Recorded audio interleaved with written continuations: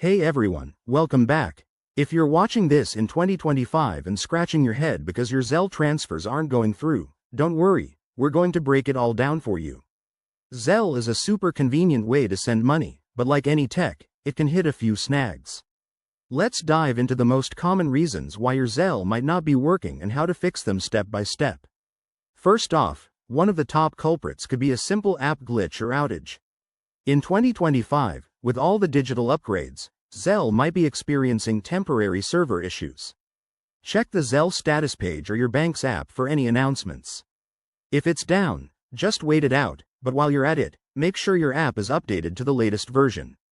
Another big reason is bank compatibility. Not all banks play nicely with Zelle, especially if there have been recent changes in 2025 regulations.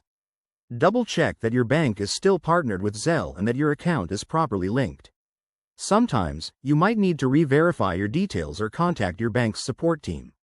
User errors are also common, things like entering the wrong email, phone number, or amount. Always triple-check your recipient's info before hitting send.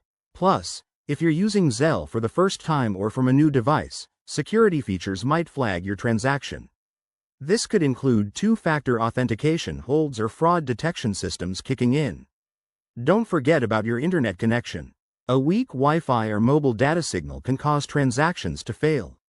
Try switching networks or restarting your phone to see if that resolves it.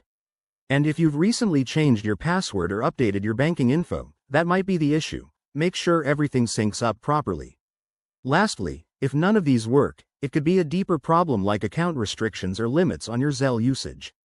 In 2025, with enhanced security measures, there might be daily transfer caps or verification requirements.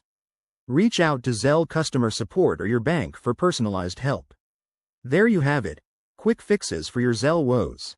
By troubleshooting these steps, you'll be back to sending money hassle-free. If this video helped, give it a thumbs up and subscribe for more tech tips. Thanks for watching, and see you next time.